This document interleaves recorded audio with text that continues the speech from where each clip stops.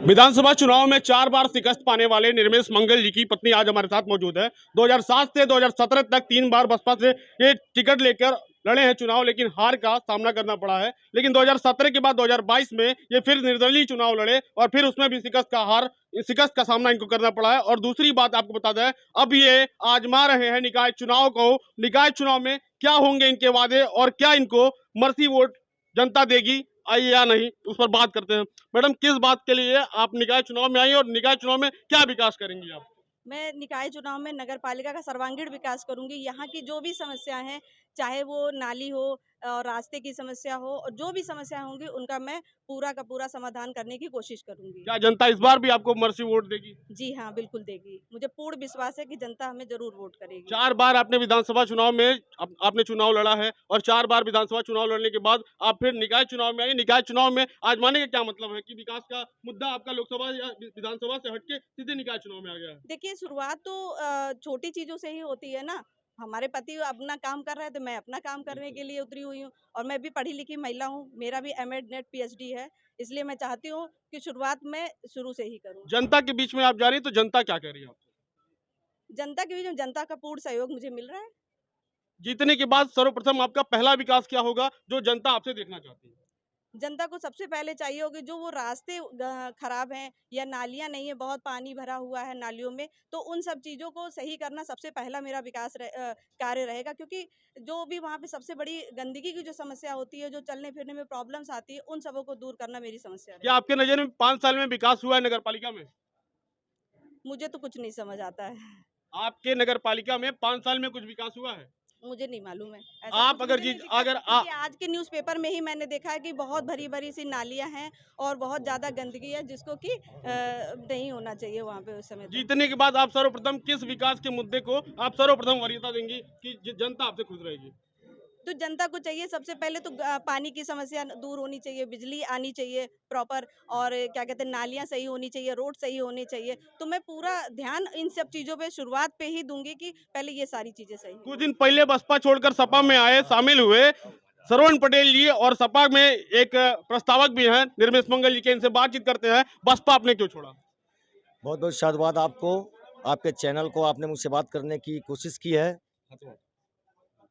मैं समाजवादी पार्टी के राष्ट्रीय अध्यक्ष माननीय अखिलेश यादव, जो सड़क से लेकर सदन तक संघर्ष कर रहे हैं, जो गरीबों के, मजलूमों के हक और हकूक़ की आवाज़ उठा रहे हैं, इस नाते उनका साथ देने के लिए मैंने बहुजन समाज पार्टी छोड़ के समाजवादी पार्टी का दामन थामा है। रही बात, आपने अभी पूछा है हमारे प्रत्याशी से कि आप नगर के विकास में क्या कौन सा प्राथमिकता आपकी होगी। मैं आपसे कहना चाहता हूं कि मेरे राष्ट्रीय अध्यक्ष जी ने इस महाराजगंज नगर पालिका के सबसे सुशिक्षित प्रत्याशी को अपना कैंडिडेट बनाया है। हमारे प्रत्याशी पीएचडी नेट एमएड हैं। इनको इनका विजन मालूम है, इस नगर के सर्वांगीण विकास में मुझे क्या करना है। इस तरह का कोई भी प्रत्याशी, किसी भी पार्टी का कोई प्रत्याशी नहीं है। यह महाराजगंज की महान जनता इस बार 2022 के चुनाव में, विधानसभा चुनाव में, हालांकि लोग यहाँ की जनता यहाँ की एम्बुलेंस कैंडिडेट कहती थी इनको, और एम्बुलेंस कैंडिडेट होने के बाद भी क्या मर्सी वोट इस बार 2023 के निकाय चुनाव में आपको मिलेगा? आदरणीय पत्रकार महोदय, मैं आपसे बताना चाहता हूं, 2022, 2017, 2012, 2007 का चुनाव निर्मेश मंगल लड़े थे, न कि हमारी कैंडिडेट लड़ी थी। हमारी कैंडिडेट को माननीय समाजवादी पार्टी के राष्ट्रीय अध्यक्ष, पूर्व मुख्यमंत्री आदरणीय अखिलेश यादव जी ने कैंडिडेट बनाया है। ये चुनाव नहीं लड़ी थी, चुनाव इस बार लड़ रही हैं, और माननीय राष्ट्रीय अध्यक्ष अखिलेश यादव जी ने सबसे सुयोग्य प्रत्याशी को इस महाराजगंज नगर पालिका के मैदान में उतारा है। मुझे आशा ही नहीं, पूर्ण विश्वास है कि महाराजगंज की सम्मानित जनता आपको वोट देकर और भारी बहुमत से जिता के इस नगर के सर्वांगीण विकास में योगदान देगी। आपने पूछा है इन 5 सालों में आपने क्या क्या आपको विकास दिखाई दिया है। मैं आपसे कहना चाहता हूँ, उत्तर प्रदेश के 80 जिला में महाराजगंज जिला मुख्यालय सिर्फ एक ऐसा जिला है, जिला मुख्यालय है, नगर पालिका है, जहां अब तक ग्रिंग रोड नहीं बन पाया है। लोगों को उजाड़ दिया गया, लोगों के हक और हकूक़ को छीन लिया गया।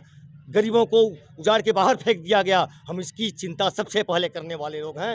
अगर हमारी प्रत्याशी जीतती हैं, महाराजगंज की समाज जनता अगर आशीर्वाद देती है, तो यह काम मैं प्राथमिकता में करने के लिए ये वादा तो हर नेता करता है लगभग, ये वादा हर नेता करता है लगभग, लेकिन वादा करने के बाद और जीतने के बाद नेता दिखाई नहीं देते हैं ग्राउंड पे, जनता बोलती है। हमारी क्या नेता, इस बार भी आप जनता के बीच में कई वादा करने वाले हैं? हमारी नेता सबसे पढ़ी लिखी नेता हैं। हमारी नेता पीएचडी हैं, नेट हैं, एमएड हैं। इनको विजन जानकारी है कि महाराजगंज का सर्वांगीण विकास कैसे होगा।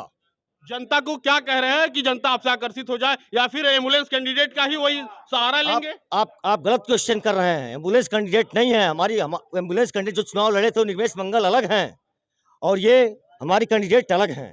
इस बात को आप समझने की कोशिश। क्या समाजवादी पार्टी इस बार इनको चुनाव में लाकर जीत हासिल कर पाएगी? महाराजगंज की महान जनता इस बार बहुत अधिकाधिक वोटों से समाजवादी पार्टी के कैंडिडेट को पूरे महाराजगंज के 200 सीट पर जिताने जा रही है। हमारी शुभकामनाएं आपके साथ है। भानु प्रताप तिवारी, यूपीटीवी समाचार, महाराजगंज। आज मैंने समाजवादी पार्टी से नामांकन किया है और मेरे मुद्दे रहेंगे नगर पालिका का सर्वांगीण विकास। मैं यही उद्देश्य को लेके इस पार्टी में आई हूँ, मतलब चेयरमैन पद के लिए प्रत्याशी बनी हुई हूँ।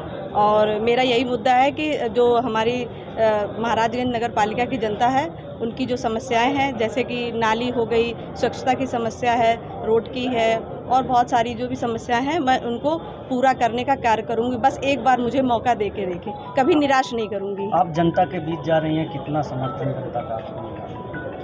मेरे साथ जनता का समर्थन पहले भी रहा है, और मेरे साथ मुझे पूर्ण विश्वास है कि मेरे साथ अभी भी पूरा समर्थन रहेगा जनता का।